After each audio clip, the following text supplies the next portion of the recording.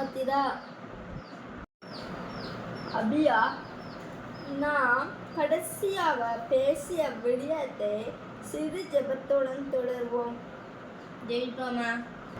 அன்புள்ள பிதாவே, நாங்கள் சொல்ல வரும் விடயங்களை மக்கள் தெளிவாகவும் விளக்கமாகவும் விளங்கிக் கொள்ள உதவும். ஆமென். ஆமென். நிதுசிக்கா, பூமியானது ஒழுங்கின்மையையும் வெறுமையுமா இருந்தது என்ற வேத வார்த்தைக்குள் இருக்கும் ரகசியம் என்னவென்றால், ஆதியிலே தேவன் வானத்தையும் பூமியையும் சிருஷ்டித்தார் என்ற வார்த்தையை வாசிக்கும் பொழுது நாம் சிந்திப்போம். தேவன் முதல் நாளிலே அழகு சௌந்தரியமான பூமியை சிருஷ்டித்தார். அப்படியே தொடர்ந்து வாசிக்கும் பொழுது 6ஆம் நாளிலே மனிதனை சிருஷ்டித்தார் என்று வாசித்து விளங்கிக் கொள்வோம். ஆனால் அது அப்படியல்ல. பூமியானது ஒழுங்கின்மையும் வெறுமையுமாய் இருந்தது என்ற வசனத்திலே மாபெரும் ரகசியம் உண்டு. அது எதனை குறிக்கும் என்றால், ஆதாமுக்கு முன்பாக இந்த பூமியில் மாபெரும் நாகரிகம் வாழ்ந்து தேவனுடைய பயங்கரமான கோபத்தால் அழிக்கப்பட்டது. இப்பொழுது ஏசியா 45ஆம் அதிகாரம் 18ஆம் வசனத்தையும் வாசியுங்கள்.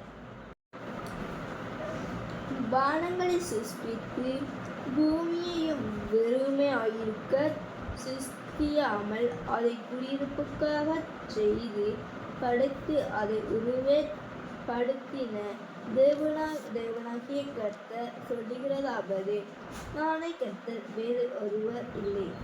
பூமியை படைத்த தேவன் அதை குடியிருக்கவே சிருஷ்டித்தார் என்று உள்ளதை பார்த்தீர்களா? எரேமியா 4ஆம் அதிகாரம் 23ஆம் வசனம் தொடக்கம் 26ஆம் வரையான வசனங்களை வாசியுங்கள். பூமியை பார்த்தேன், அது ஒழுங்கின்மையும் வெறுமையுமாய் இருந்தது. வானங்களை பார்த்தேன், அவைகளுக்கு ஒளியிலாதிருந்தது. பர்வதங்களை பார்த்தேன், அவைகள் அதிர்ந்தன, எல்லா குன்றுகளும் அசைந்தன. பின்னும் நான் பார்க்கும்போது மனுஷன் இல்லை. ஆகாசத்து பறவைகளாயெல்லாம் பறந்து போயின. பின்னும் நான் பார்க்கும்போது கர்த்தராலும் அவருடைய உக்கிர கோபத்தாலும் பைநிலம் வனாந்தரமாயிற்று. அதன் பட்டணங்களை எல்லாம் இடிந்து போயின. இது எப்போது நடந்த சம்பவம்? பலர் எதிர்காலத்தில் நடக்கப் போகின்றது என்று சொல்வார்கள். நன்றாய் கவனியுங்கள். எரேமியா சொல்கிறார், நான் பார்த்தேன், மனிதர் இல்லை. நோவாவின் காலத்து அளவில் கூட 8 மனிதர்கள் இருந்தனர். எரேமியா பார்த்ததில் மனிதர்களே இல்லை. அது ஆதாம் படைக்கப்படுவதற்கு முன்பாக ஒரு மாபெரும் பிரளயம். இந்த முதல் பிரளயத்துக்கு காரணம் லூசிபர்.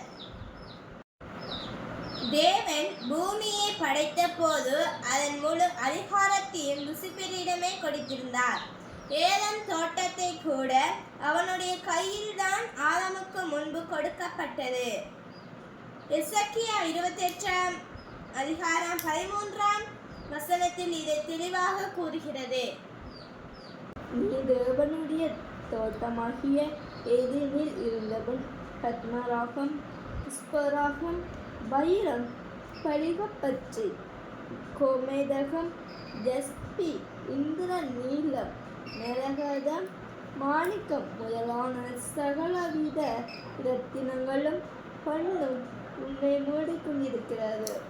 நீ சிருஷ்டிக்கப்பட்ட நாளில் உன் மேல வாத்தியங்களும் உன் நாகசூரங்களும் உன்னிடத்தில் ஆயத்தப்பட்டிருந்தது. பார்த்தீங்களா? அவன் வானத்திலிருந்து பூமிக்கு தள்ளப்பட்டான். தேவனின் அக்கினி கோபம் பூமியின் மேல் அது முதல் இறங்கியது. சூரியனின் ஒளி மறைக்கப்பட்டது.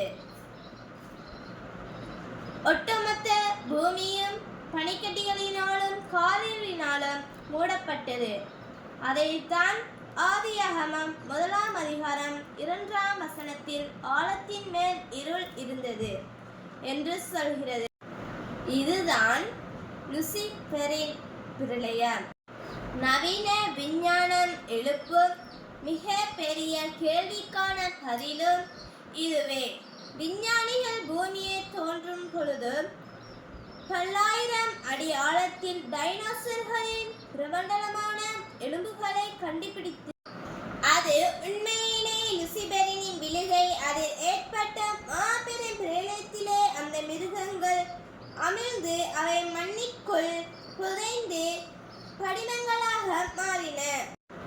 அறிவியலும் பைபிளும் ஒருபோதும் முரண்படுவதில்லை.